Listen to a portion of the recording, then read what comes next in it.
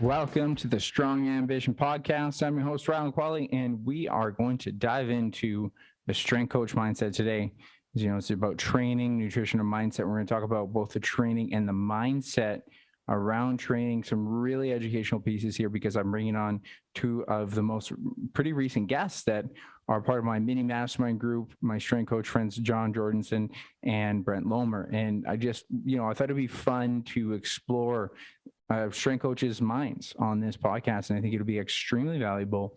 We dive into, what got them into it, but the more tangible things for you to learn from is the mistakes and the tips and tricks, because, we've all made these mistakes ourselves, and we actually do go into that. I go into quite a few tangents in this episode, just, some of the mistakes I see people make that really do kind of irk you.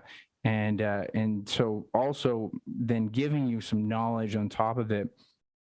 So obviously you don't make those mistakes, but then appreciating what are some things that people wouldn't have common knowledge about that they can actually utilize to implement into their own training and into their own, going towards their own goals. And then we actually even give you a little bit of insight of what it's like to be an entrepreneur and the challenges that come with it, but how there's so many parallels with fitness and with being a business owner. So we can always appreciate what it's like for an individual who doesn't know what they're doing or is trying to improve their fitness, because that's how a business owner feels at the end of the day. So without further ado, here is Brent Lohmer and Jon Jorundson. Good day, gentlemen. Welcome to the Strong Ambition Podcast, boys. So, we normally meet at this time of the week and we actually just talk shop about business, but you guys are very nice enough to come back on my podcast again, and we can dive into a little bit more about just some general discussion. I think it'd be fun to banter off each other and for listeners to hear more about how strength coaches talk to each other and what kind of things, whether it's client related or within their own mindset and business and challenges that they have to deal with. So before we really get going here, some people may or may not have listened to the podcast I had you on, in which case I would encourage you guys to go back and listen to both of them because they're great. But I'm going to start off with just you introducing yourself and, quick introduction.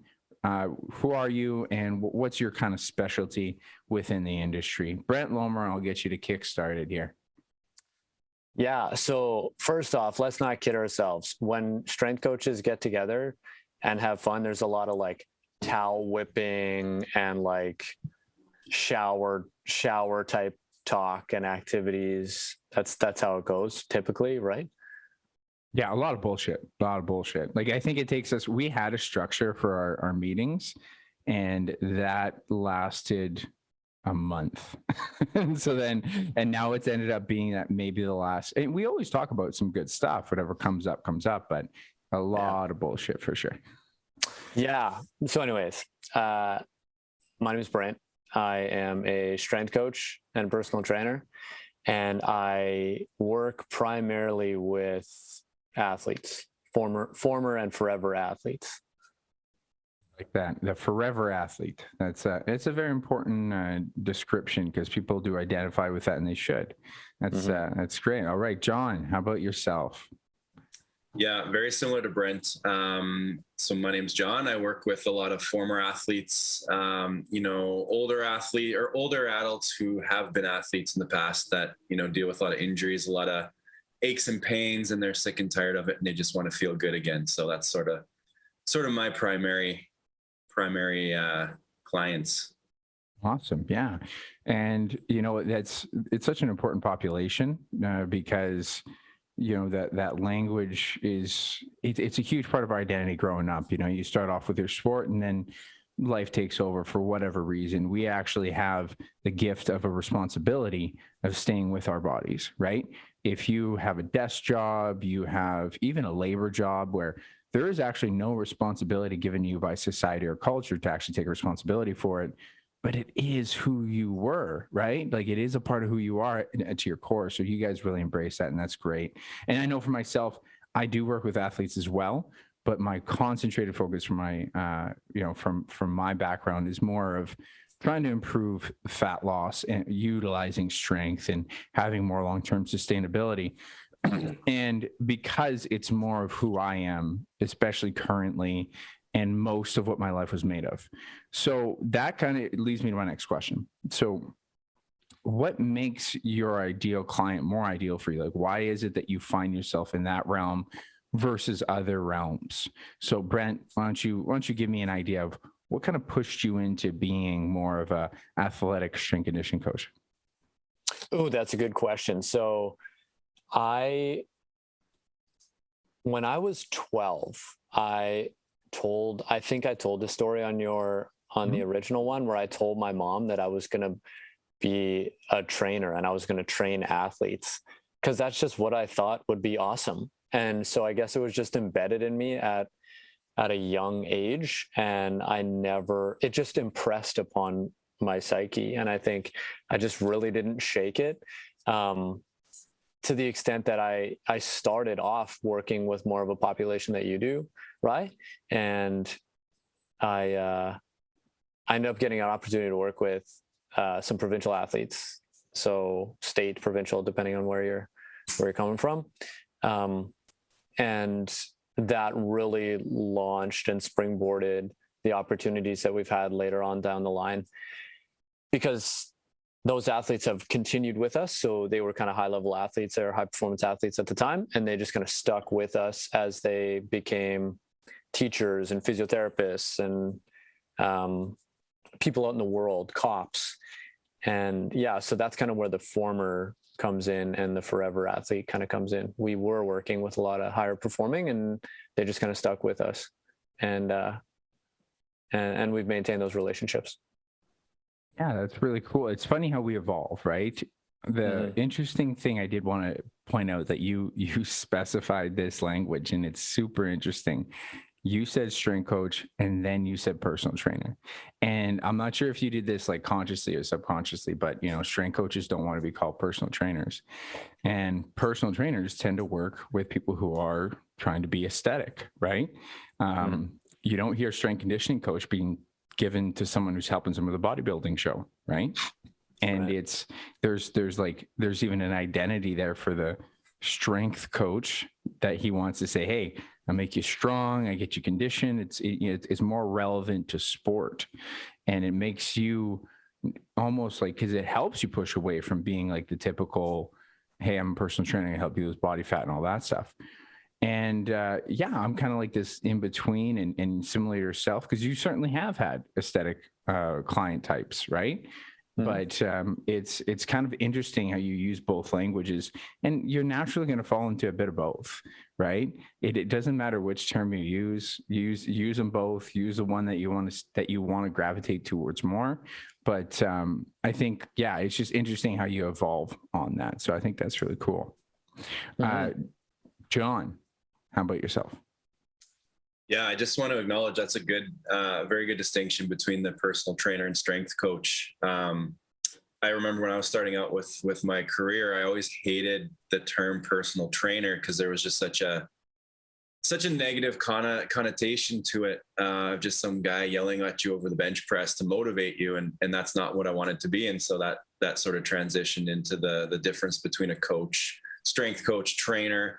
Not that that's what a personal trainer is, but I think that's what a lot of people think of a personal trainer. But the clients who I work with were basically me before I figured out what I needed to do in order to get to where I wanted to be with my fitness goals. And so I think we had talked a lot on our podcast, or my interview with you on the last one, where I was a tall, skinny kid, and I had a lot of poor training advice throughout my teenage years. I wanted to build some muscle, bulk up, be a bit more confident with what I looked like, what I felt like, and I ended up doing things wrong and having a lot of injuries, shoulder issues, knee issues, hip, back issues. And it took me a number of years to find the right people and figure out how to do things properly and why it's so important to do things properly. And so those are sort of the clients that I really gravitate towards, are,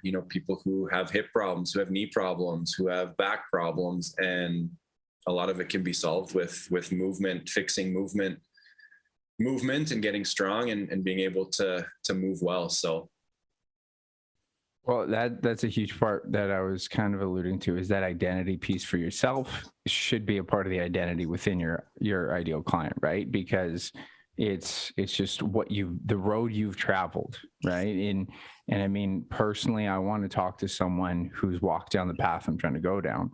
Now, it's not an always constant, but like, I mean, it helps you a lot more, literally. Like if you're going down a path and it's like, yeah, well, I know this way through the forest, I've been there and I've taken the wrong way, I've tripped and fallen, and we can avoid these slips and everything else because I literally have made these mistakes. I would take that path with someone who's walked it. But versus someone who's, I always have this issue with people who haven't really challenged fat loss or haven't really challenged the same kind of challenges I have, that I'm a lot more skeptical of what they've been doing. And the other thing too with strength coach I wanted to come back to was because I think all of us have taken kinesiology, right? Like we all have. Brent, you took kinesiology, right? So all of us took formal education in it. Personal trainers do not have to, right? So you can get to the end of your 4-year degree and take CPT, which is like almost like you do 4 years of university, post-secondary, you learn all this stuff about biology, you take detailed biology, muscle physiology, all this stuff. And then someone on a weekend course, I took the weekend course, a weekend course can end up with the exact same letters CPT, certified personal trainer. And I started to recognize that the word certified does not certify shit. It literally proves that you paid someone in some acting body, has some form of insurance that somewhat regulates it. But I still remember taking that CPT course, and because the word ATP, to us, it's common language. We've been seeing the citric acid cycle, seeing glycolysis, all that stuff. And they couldn't handle the word. As soon as someone said adenosine triphosphate, it was like, oh my goodness. And it's like, no, people don't need to know it, or like the client, but I feel like the trainer should. And it was just such a huge shift, right? Because I had already been 2 or 3 years in, and I'm like, you guys can't handle this, but we're both going to be called trainers. So the strength coach was like an avenue out of this, like, simple term personal trainer. But at the same time, I appreciate that some personal trainers are incredibly intelligent. And I'll actually even back up to say that he is technically a strength coach now, but my old boss, AJ Zeglin, didn't take a 4-year degree in kinesiology at all. He took nothing. I think he took that weekend course, but he studied everything to a T. So that's where I started to appreciate that the term trainer can mean whatever. It really depends more on what they do, but you should have a better knowledge coming into it. Jon, your hand's up. Let's hear it. Yeah, that's a great point. And the world that we live in today with the online trainers, it almost amplifies that even more, because people, if you work out and you're relatively fit, people are gonna notice, and they're gonna want to look fit. And if they know how to speak the language and how to do a little bit of marketing, they don't even need to have a CPT, and they can get someone to pay them online. And it's just the world that we live in today. Oh man, you're hitting something real hard to my core. You know that with the stuff that I'm trying to do. And there was this video that I got to watch in the mastermind group I'm in, and this guy is presenting this info. This guy's making, I think, $100K a month or something. And he's like, I have never trained anyone in the gym, guys. I'm like, oh my God, that hurts. That hurts from how hard you've been working in this. But it's not a little bit of marketing. It's all marketing.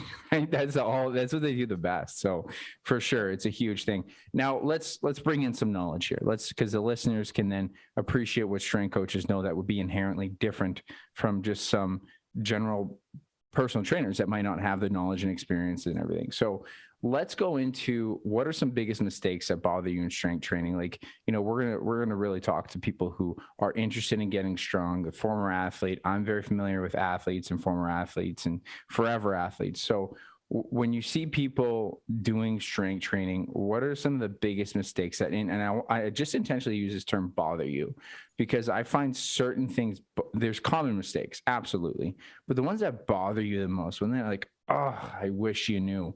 So Brent, I want you to start with that. What bothers you that people don't know?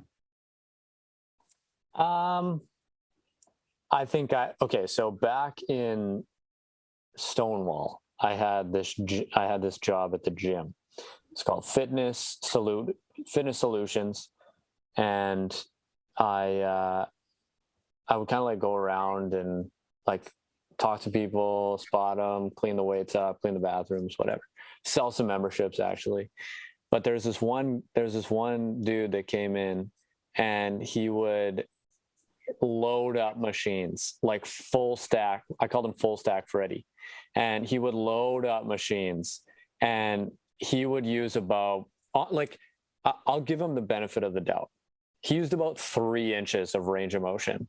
Like, so he would like push something, like get it to the top end, and it would just be this like 3-inch chest press machine or something like that. And it would just be so short. And it just like, yeah, that hasn't gone away. I think I've tried to like dampen it where I care less about people's technique, but I care a lot about people's technique.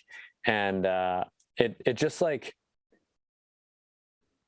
to me, that bugs me. And I think I just want to say something, but I really don't know where my place is. My other issue is just like trying to like do a bunch of stuff in a short period of time for like some goal or whatever. And then you end up getting injured, like you use too much volume, and then you get so injured that you can't actually be consistent. Like we all know how long it takes to actually like achieve X result, whether it's strength or whether it's a body composition thing or whatever. And like really the thing that should be a priority is consistency, not this like fucking boot camp that you're trying to haul ass through for 4 weeks. You know what I mean? And then you get injured and then you can't train for 4 to 8 weeks. You know what I mean? So I think it's just for me, it's like mastery and excellence of technique is important, and it kind of grinds my gears when people don't do it. And then just when people don't understand the value of consistency over just fucking hauling ass for a short period of time. Can't agree more. You're hitting two of my big ones, like the what is his name again? Freddie. So what, like full range? Like, his full range Freddie, is that what we call him? Yeah. Full range Freddie. You know, I know what you mean, where you kind of want to say something, but you don't. But like, I think the one nature that I take whenever someone doesn't know what they're doing is like, they don't know what they're doing. I'm happy they're doing it. You know, that's the one thing that always kind of puts me back and like, that's stupid, but it's okay. But when you say that you're loading it up and then you get hurt, that I told them like, oh man, like you just admit you're not good at lifting. You know, that was a huge ego shot for me when I started, like, and this goes into the whole technique thing, was I stopped worrying about how often I was lifting really heavy and how many sets of really heavy. I only ever wanted one good heavy set, and everything else was about practice. All of my strength got better. And then it started to really set in why I was always hearing people talk about motor neurons. Why motor neurons? Why is that so important? Because it's brain to muscle. It's actually way more important to your body that you can coordinate rather than build the muscle. It's coordinate the muscle as you build it. And so that was like a huge eye-opening thing for me. And like you say, if people could appreciate mastering a technique and the consistency that it takes, you know, it takes twice as long to build muscle than just to burn fat. And it takes a long time to burn fat, right? So, you know, if people can look at this lifestyle approach, like you say, but and you know, it's the marketing thing of just trying to sell shit fast. We want it now. We live in immediate gratification, right? So I get you, man. Those ones hit me hard too. Jon, how about yourself? Or sorry, Brent, did you have anything to add? Well, I just want to say that like, I feel like it's something that bothers me, but I also understand why people do it. And like, it's been a lifelong journey since that was like 15 years ago, maybe longer, that happened. And it's been a career long journey, let's say, to like dampen my own personal responses to it. Right. I think we would all probably say that, right? It's like, we see it, but like, we understand, you know what I mean? We know where you're coming from. So we are judging you, we are judging you, but like we understand. You know what I mean? So anyways. I absolutely, and this goes back to walking the path, right? Because hey, oh man, I've done that partial range of motion there, partial range of motion there, and overloaded this, and then two really messed up shoulders, a knee problem that won't go away. Like it comes back to that, and not to mention as we were doing the education, as you're doing all of it, we should know better. And then I think I learned this within the last 4 or 5 years of just. Every year I was like, oh, I can do less. I can do less. I can do less. And it's like, wow. But no, I totally agree. We judge, but we judge from a side of empathy and appreciation for what and why you're doing that.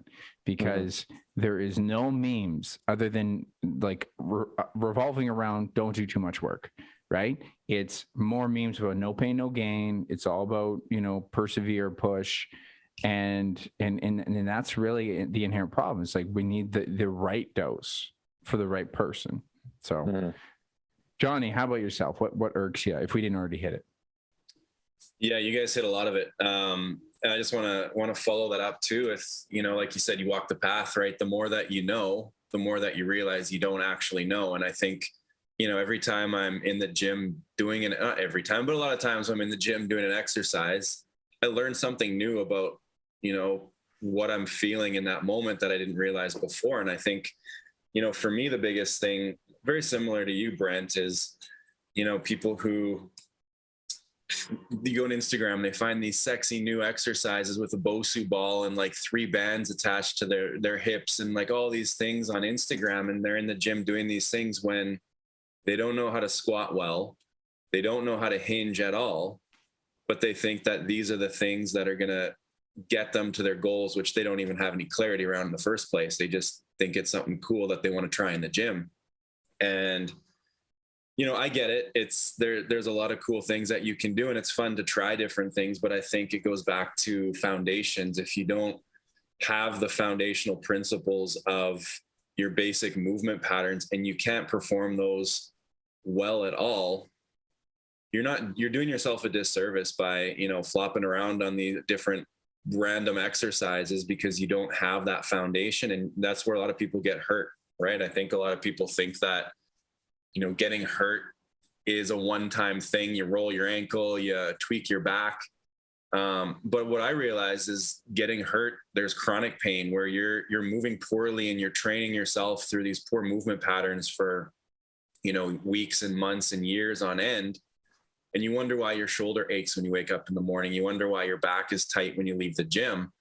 And I don't think people put 2 and 2 together and realize that those are chronic injuries because they're training poorly and they're doing all these things that are essentially a disservice to themselves.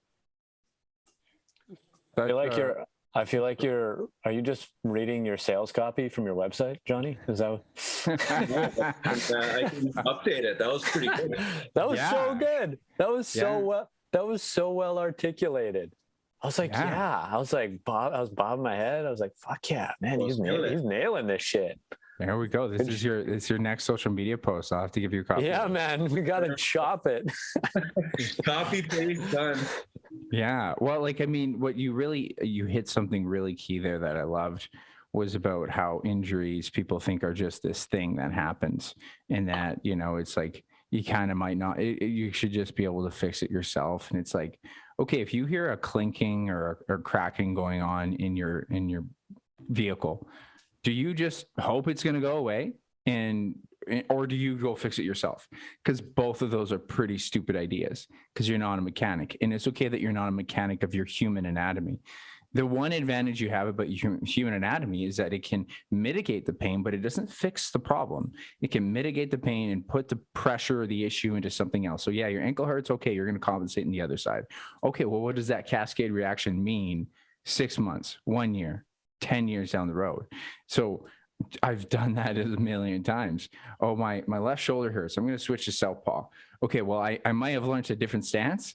But guess what? I got 2 bad shoulders, not 1.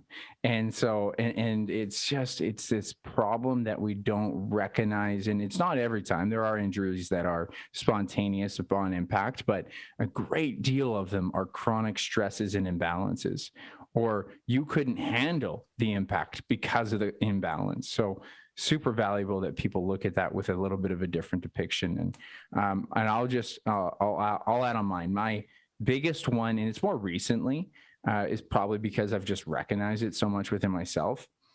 It's either people are doing way too long, wasting their time, or they're making strength think that it's like you have to do too much, right? So on like the big end is like people will spend 90 minutes in a gym. And so what are you accomplishing in 90 minutes? Even if you're in a fat loss phase, and let's say you're doing cardio on top of that, and I get why people would want to do that, break that shit up, because that is going to exhaust your system. You're in a high cortisol state. And then from there, when you have people who are doing powerlifting and they just sit on their phone, or just anyone who says, oh, I need my rest. Yeah, you need your rest, but are your shoulders moving well? Are your hips moving well? Can you do nothing else within that time? You could actually literally do a strength set and do an aerobic walk for 2 to 5 minutes, and you're still doing something. Don't sit on your phone and tell me that it's the workout's fault that it takes 90 minutes. And then on the other end of the spectrum, where people are like, oh, well, I need to be in the gym for 60 minutes. No, you don't. You need one stress set. You need to challenge one really good set per pattern for a workout, and you're getting 80% of your benefits. And when I've put this into practice, it's been like the most effective, and still getting strength gains and using the extra time for mobility and just not wasting all my time in the gym. So that's been my biggest one, along with all the other ones that you guys had said. So John, you had your hand raised. I want to hear your 2 cents. Yeah, no, it's the beliefs that people come up with, or that people are, I shouldn't say taught, but the beliefs that people have. Like, where did the belief come from that you have to go to the gym for at least an hour? Totally. Yeah. It's an expectation. And people are very, I think, the all or none mentality, where people think that it's got to be, I'm at the gym for, 60 to 90 minutes. I'm doing like 4 to 5 sets of like 6 to 8, 10 different exercises. And then I got to get my cardio in at the end, because I'm not going to come to the gym on another day just to do cardio. And then I have to stretch because I don't want to be sore. And they're in the gym for like 2 hours. And going back to what Brent was saying, of course, you're not going to be consistent when you've got 2-hour workouts with, the least amount of efficiency possible. No, it's super, it's frustrating, because you see people get minimal results because of that, or they go the all or nothing is the biggest problem there, right? They go from 5 to 6 days a week to 0, 5 to 6 days a week to 0. And it's really because you think that that's the only solution to the problem. And the big thing I always teach people now is like, okay, a minimum effective dose is so that you don't think all is the cure, and you have a minimum that you always know you can fall back to, because all or nothing will always lead to nothing. But if you go from a minimum effective dose and a more challenging dose, but then you grow that, which means that your minimum is never nothing. Your minimum is always something. That changes your inherent character long term. So if your minimum is at least 20 minutes a week once for strength, let's say that's your minimum. Well, if you can bring that over to, okay, now it's always a minimum of 40 minutes, 2 20-minute workouts. And then you carry that over for a month. Like, that's how you build habits. But then your high end doesn't have to be 6 days a week. It shouldn't be. And so like when you start to grow into what's more realistic, this is how you create character change, and you can see the habits fit. But you said something so well right off the bat. It's the story, it's the narrative, and not to mention, it again comes back to this cultural display of what people think it is required for excellence. Because who are we actually listening to the most? It's the fucking outliers. It's the David Goggins. It's the Rockies, which isn't even a real person. And so you think that you have to get up and go running and eat egg yolks raw. And the number one thing I tell new boxers is I ask them, like, how much are you running? And they say 2 to 3 times a week. I'm like, how much do you run around in the gym, in the ring? Like, are you running around the ring? No. Stop running. That's it. Like, just stop running. Do more boxing if you want to box more. Run once a week max, because that is like the most that is going to benefit you. The rest of the time you're taking away from the other training. There's one last thing I want to rant about. And this guy had an issue with fat loss, and he was trying to still do strength. And this goes into the other level of recovery. And he was saying how he gets 5 to 6 hours of sleep every night. but then he still goes and trains for 60 to 90 minutes in the morning. I'm like, well, if I don't do that, I'm just so busy, I can't train. I'm like, dude, you're literally mitigating all the benefits. You're trying to stimulate muscle protein synthesis and then burn a bunch of calories right off the bat in a deficit of sleep.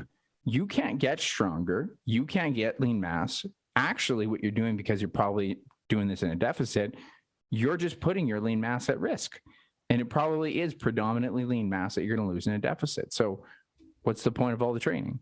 So then when people shift, like, hey, even sleep isn't worth it, that's a dangerous story, right? So that's a long tangent there, but I'm hitting a lot of these things. Brent, let's hear your 2 cents.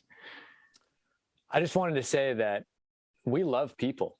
Don't get it twisted. We're talking I'm getting fired up here. We just spent how long talking about things that we hate about like the fitness side of things, but like, we love people, and you should probably still work with Rhyland. And if you get a chance, you should still work with me or Johnny. But it's funny how like you give the option to like talk shit a little bit, and then it's like, boom. So I just want to get it twisted. We love people. We have our little things, right? So no, I think it's valid, and I get fired up. I'm more mad at the cultural impacts that it has for individuals. If anything, the people I'm talking about making these mistakes, I have empathy for, and it frustrates me that the culture this. I think I blame a lot on more culture. It's some of the messaging from the outliers, and I do think David Goggins is both inspiration and extremely detrimental for most people, but.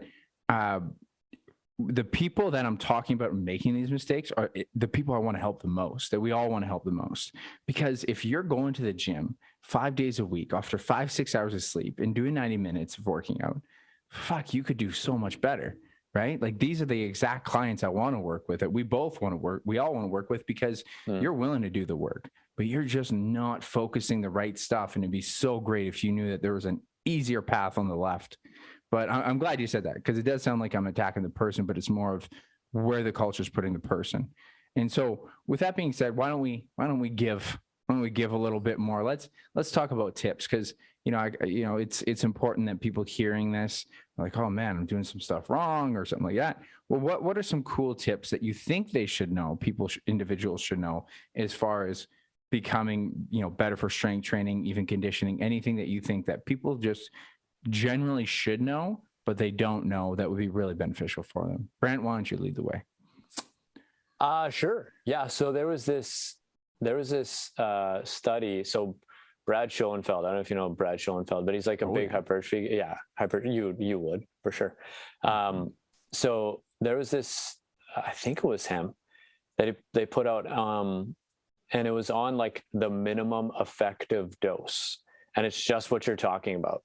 And like, it's like 4 sets a week that you need to actually build strength and build muscle. And where you got those 4 sets, and that's per movement pattern, right? So if you do like squat, hinge, push, pull, whatever, that's per movement pattern. So like, it's not a ton of work. Like, if you did 1 or 2 sets of workout, like you got it. You know what I mean? Did it a couple times a week, you got it.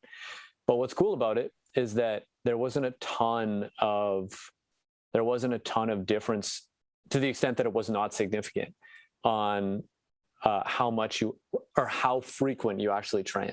So like, you could do it once, you could do it twice, you could do it 3 times. There's obviously a benefit to doing things a little bit more often, because of the consistency of building a habit. If you're getting that touch point a little bit more often, it helps to build the habit. But like, even for me, like, so I have, like, I got a couple kids now, like we got a house, a couple dogs, like building a business, like we're all kind of in a similar situation.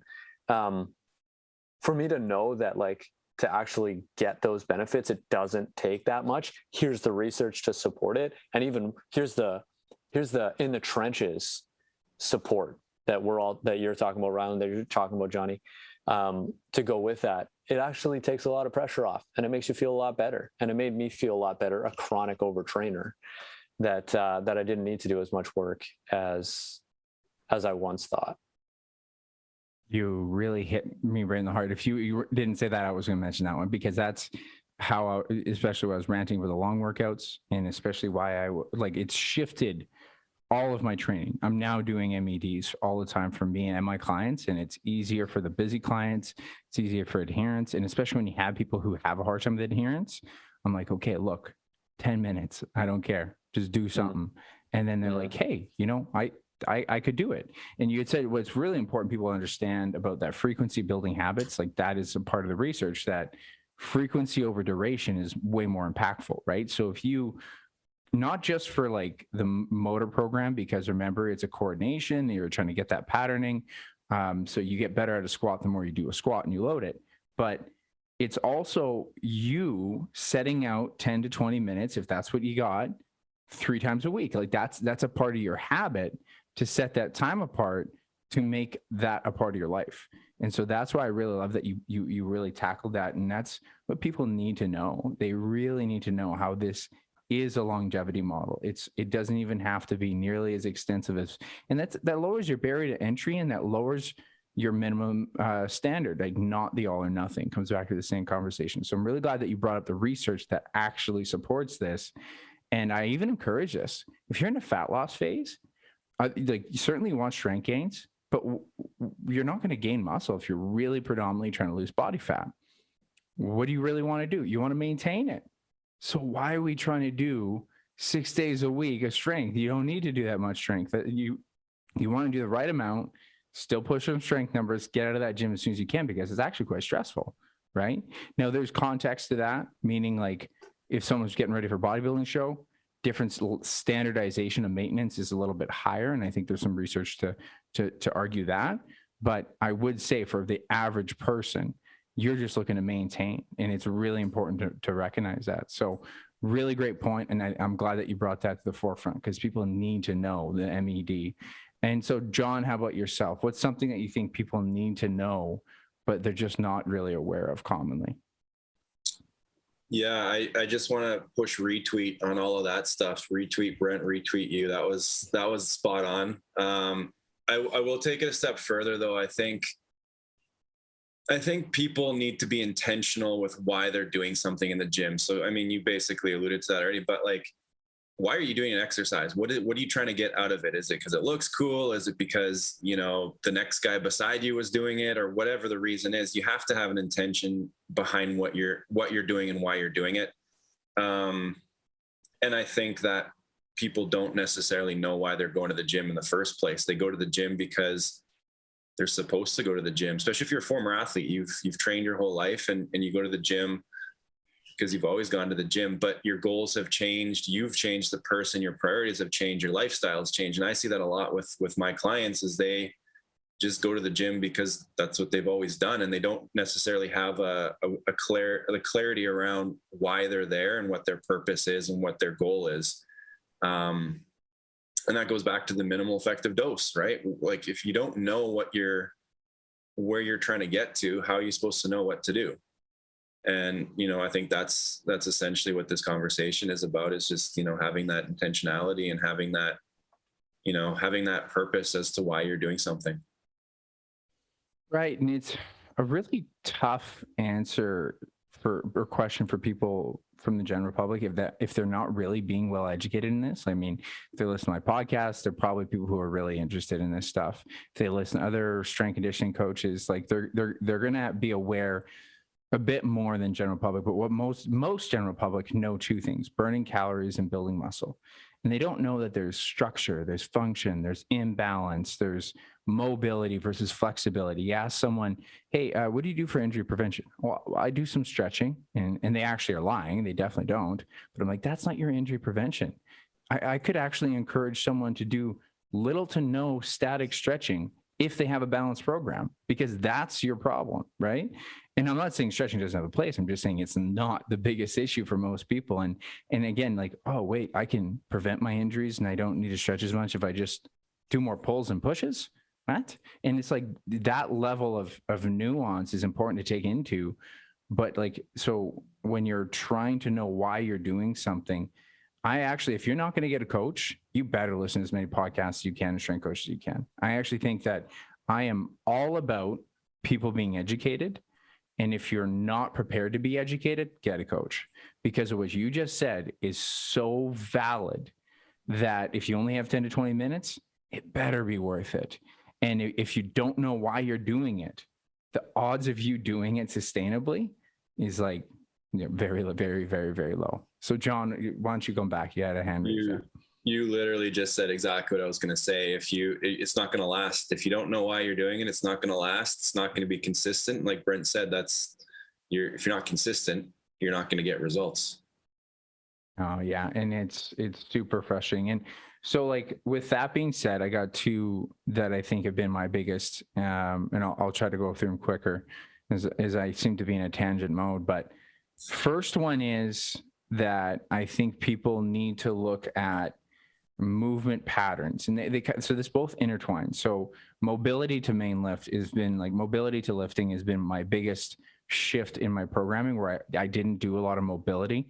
And to distinguish that for people who don't know, it is movement control in the biggest range of motion, right? I'm not stretching my chest, I'm moving my arm through the range of motion my chest doesn't move through often enough, causing better control and coordination.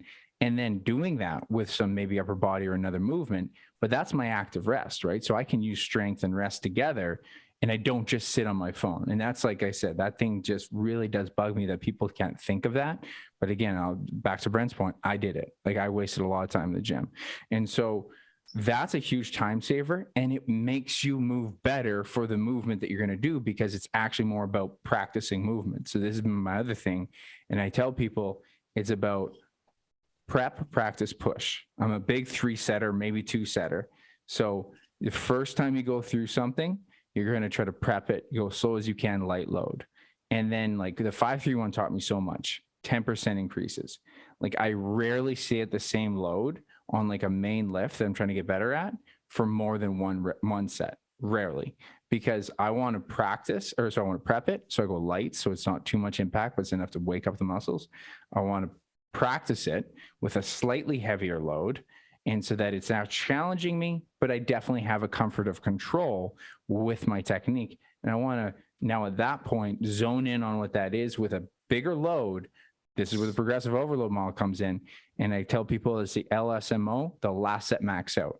Max out with perfect technique. If you don't have good technique, you don't do a rep. You never risk an injury. You do not need a spotter. If you need a spotter, if it's not if it's not perfect form, you're not doing the movement. So just don't do it. And I always say it's a risk reward, right? You got one more rep. Is it going to make you that much stronger? Maybe. Is it going to hurt you or possibly put you out for a month? Yeah, it could. So don't do it. So those are my two big things that, I used to not do, didn't do enough mobility, didn't really appreciate the ramp up in one max out set. But that changed everything for me, because that's exactly what I do with my clients. And that's what I do to save time. I do to become stronger and to move better. So those have been the big time savers for me. And I'm not sure if you guys use anything like that in your training, but I know that's been a huge help for me. Love those. Yeah. I mean, they help me. And all the stuff you guys said really go into I like how we're on the same track here.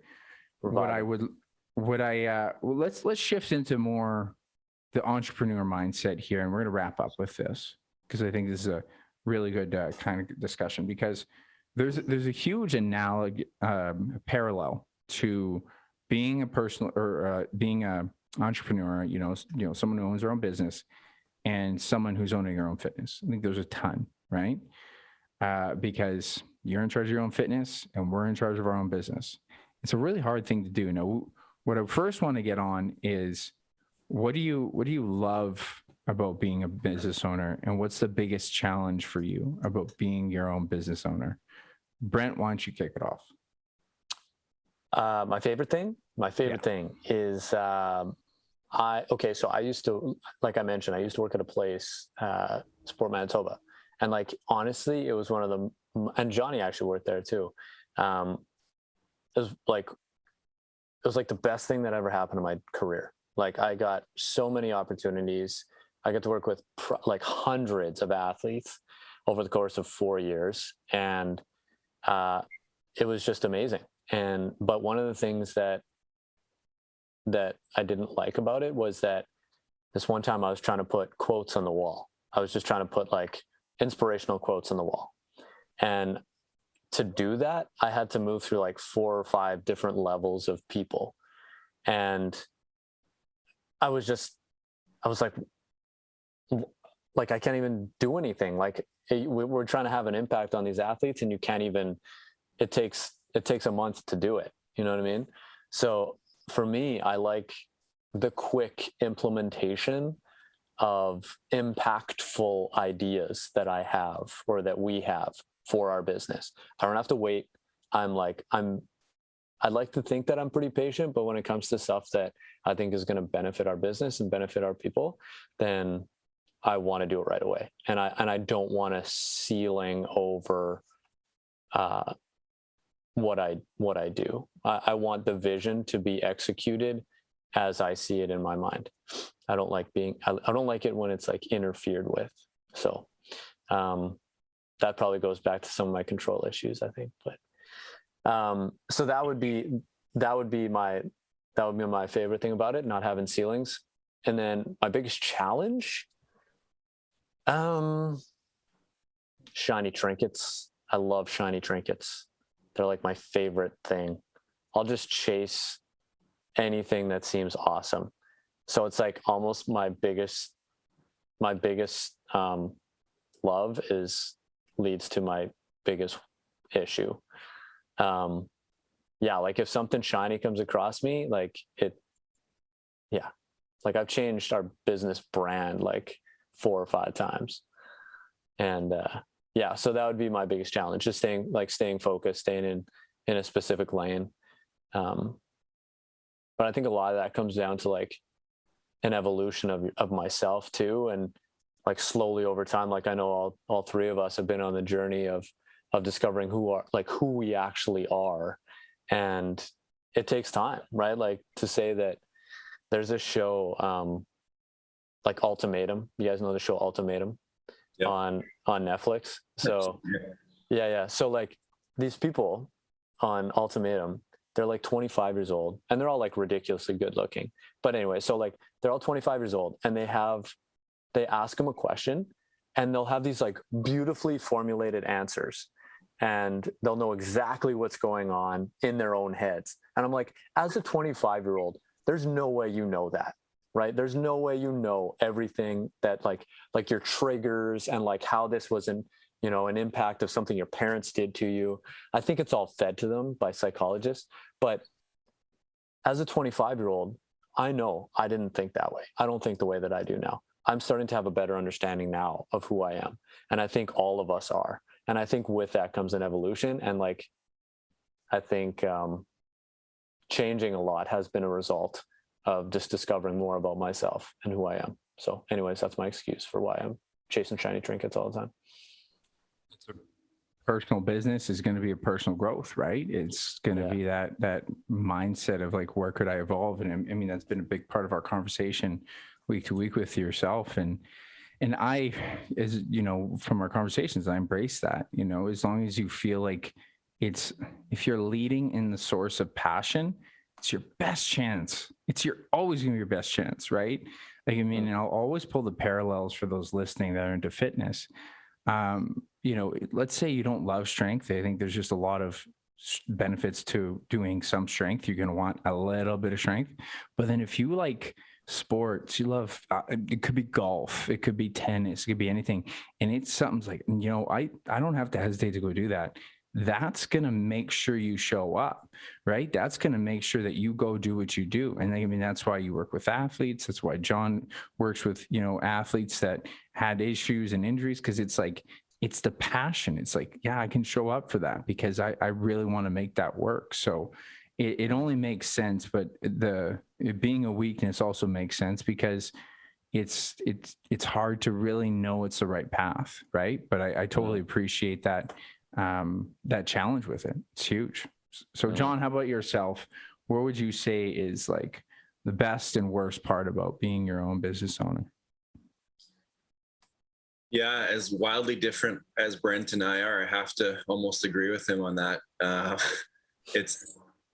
think it's the freedom for me. It's it's being able to, like, as I adapt and as I learn things, I want to show and teach my clients those things, and I want to share those things with what I've learned. And very similar to Brent's situation, working for somebody else doesn't give you that freedom to be able to implement things as quickly as I would want to, right? I think that the more that I learn, the more that I want to share. You want to do that quick. You want to be able to change things and tweak things the way that works for me and works for my clients. And I think that's the best part about being an entrepreneur, is just the freedom to do things, I want to say my way, but do it the way that I think my clients will benefit the most and that I'll enjoy training them. So that's that's the positive. I would say the negative as well is, full circle, going back to my first answer to your first question around the foundations, right? And being able to do the foundational movement patterns well. Being a business owner, I continually learn and continually show myself that I need to improve on the foundations of what I need to do as a business owner, and not let all the ideas, all the checklists, and all the brand new ideas, like Brent said, the shiny objects, let those things distract me from what's most important. I think, as a solopreneur, I work for myself, and I have people who help me, but I'm the face of my business. And so I have to be the one that's responsible to get the big rocks done, and make sure that those priorities are taken care of before I start tweaking with the little things as well. And that's always a challenge, because, I'm very similar to you guys. We're creative and we want to try all these new things, but we can't let that distract from what's most important. So it's really challenging, especially nowadays, to appreciate what is like the right formula for you, because how many, self-help books and podcasts and all this, the perfect day formula, what's your morning routine? And it's like, well, did you meditate? Did you go for a walk? Did you get some sunlight? Did you do this? Did you take a cold shower? And it's like, I don't think you have to do any of it. You just have to, any of these gurus' versions of what is a perfect day. But if you find something that works, for sure. But then it's like overwhelming, where you're like, oh man, maybe I got to add this. Oh, I'm not doing a mindset piece. Oh, I'm not doing that. And you hear all these ideas about how you're supposed to run your business. So that adds more pressure, right? And again, I'm always going to go to parallels for people in fitness. It's like they hear about cold showers. They hear about morning routines. They hear about all these things. And it's like, oh, I'm not doing that. Oh, I'm not doing that. Oh, I'm not doing that. That's got to be it. And it's like, really, it is the nuts and bolts. It is still, going to be get your strength in, appropriate range, like the actual function of the business and the function of your fitness are still coming down to some key principles of showing up.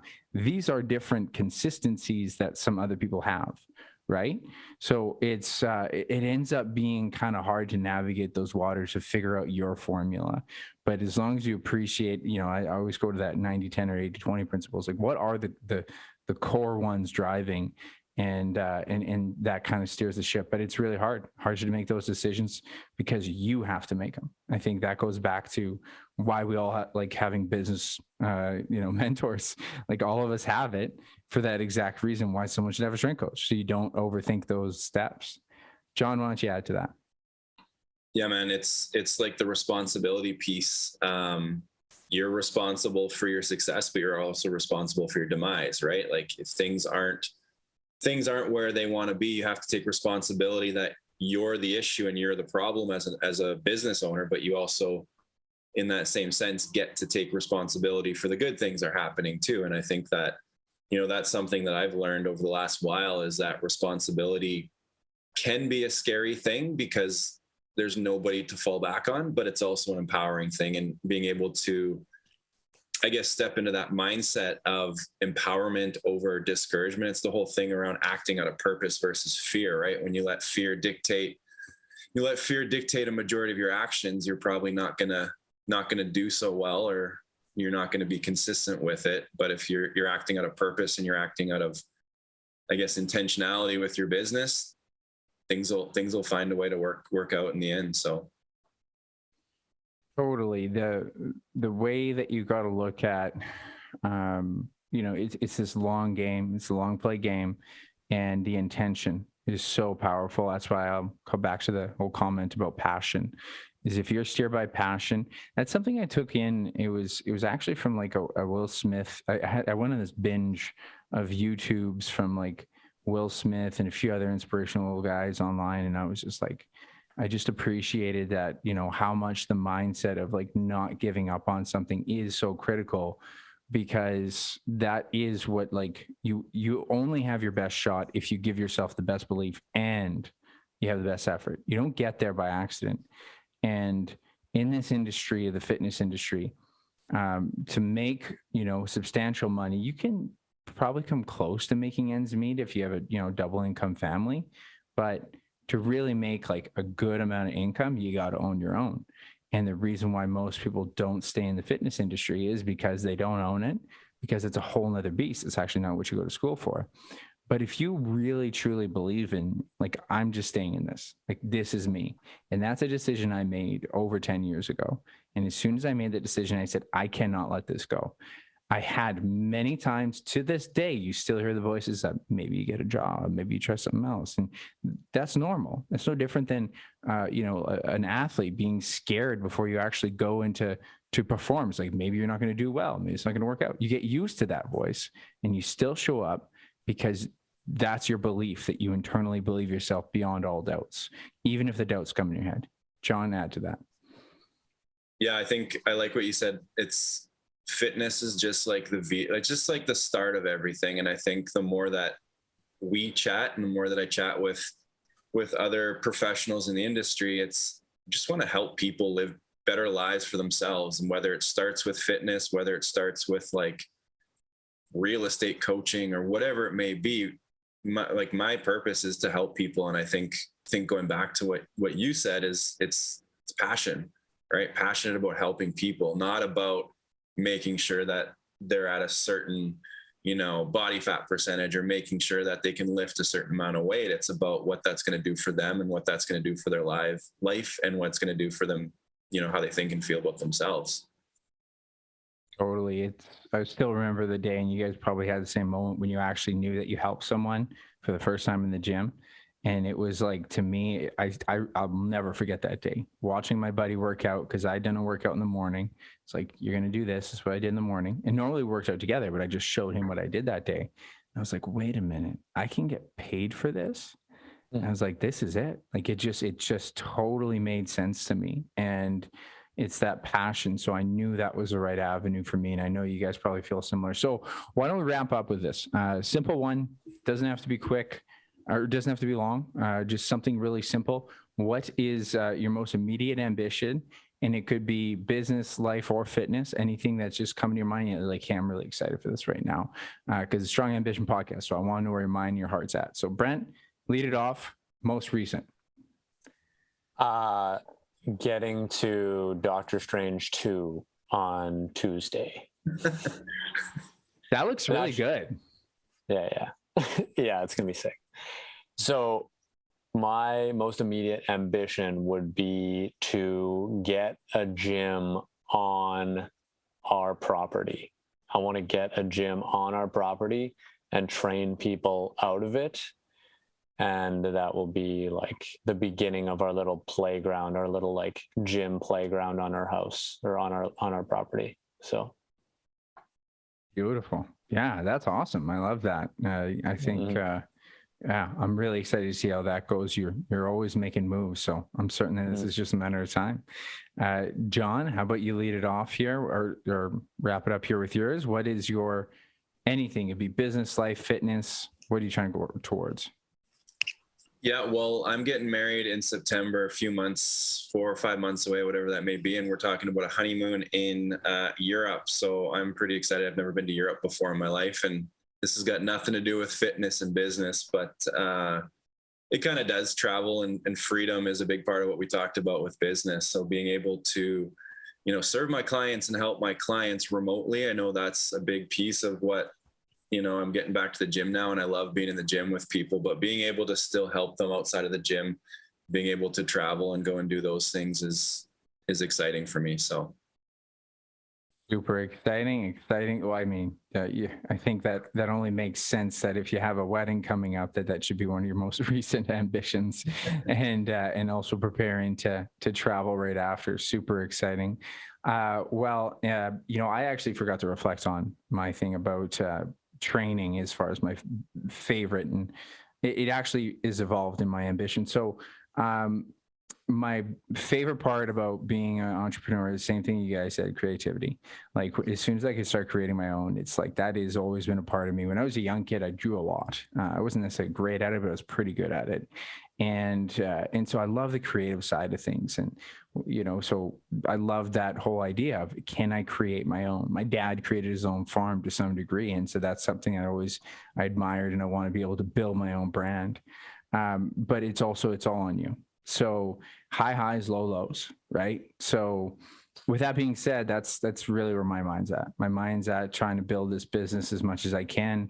I told you guys about the recent mentorship seminar I was at, and I'm all hands on deck for my business, trying to get new people and outreach, because I want to kind of be able to not lean back, but I want to be able to take breaks when I can. Got a vacation coming up in Vancouver. I got a little bit of a trip in July where I'm hopefully going to be able to take a canoe trip and not use my phone for 4 days. That is going to be so nice, because you know that my life revolves around social media right now. So, but this was great. This was a lot of fun, and I think we're certainly going to do it again. And if you guys, next time we do this, I want you guys to come with ideas and topics, because then we can just dive into it. I'm always going to try to prepare best I can, but for the most part, I think this is a lot, and I think we had some really good stuff here, and I think people really learned from it. So thank you, gentlemen, very much for joining. I appreciate it. Thank you to Jon and Brent. I enjoyed that convo. You'd tell I was pretty into it, and I was definitely feeling all of these ideas that they gave us there. It's very, I love that Brent stopped me, and it's very important that people appreciate that we've been there and we've made these mistakes, and that we don't want to see people make the same mistakes that we did. That's why we get into this industry. It's a part of this aspiration of, oh man, I figured out that I can do this. I got to teach someone else so they don't make this mistake. And that's why we do what we do, because we get a great, appreciation, and we really value that experience that we can give someone else, because how much we valued it when we learned that lesson. So I really recommend you take some of these lessons, and appreciate again that as strength coaches, we come from a similar battle within the parallel that, meaning that fitness and your responsibility for your fitness and health is very analogous and along the same lines as being an entrepreneur, because it is your business to take care of yourself, just like it's my business and Jon's business and Brent's to take care of our own business. And so we can appreciate the challenges, the ups and downs, and the frustration, but it's about, consistent effort and honestly support. Really, honestly, support makes all the difference in the business industry. I wouldn't have my business if I didn't seek out the Maverick Coaching Academy, and currently in Vincent Del Monte's. Like, if I didn't have a coach, I have no idea where I'd be. And so that being said, I highly recommend you reach out to a coach if you don't already have one. If you're into more strength, for athletics, reach out to Brent, reach out to Jon. Brent's really doing his avenue working with skateboarders. So if you're a skateboarder, that's a guy to go to. If you're a basketball player, you're coming from a lot of injuries, back injuries, go see Jon. And if you want to improve your strength and your conditioning for a fat loss goal, I'm your guy, because that's the path I've been down. Or boxing, because I also know that path as well. But, just look at the way that you can go down that forest. You can go down the forest, hit every bump on the road because you can't see it and you didn't know it was there, or someone can walk you around some of these obstacles, and you can enjoy the journey, and you can get to where you want to with a lot less effort, which is the cool part. But either way, I appreciate you listening. I hope you learned a lot, and please remember to share this as someone else that can, benefit from it, because that's how this podcast gets off the ground, is if more people listen to it. So always remember to share this, like, subscribe, all that good stuff. And never forget that it's about the mantra, this whole podcast. That's what I call the Strong Ambition Podcast, because we want that consistency. We want that lifestyle. We want to be ambitious people. And because of that, it's not about the pursuit of happiness. It's about the happiness within the pursuit. I'll catch you next time.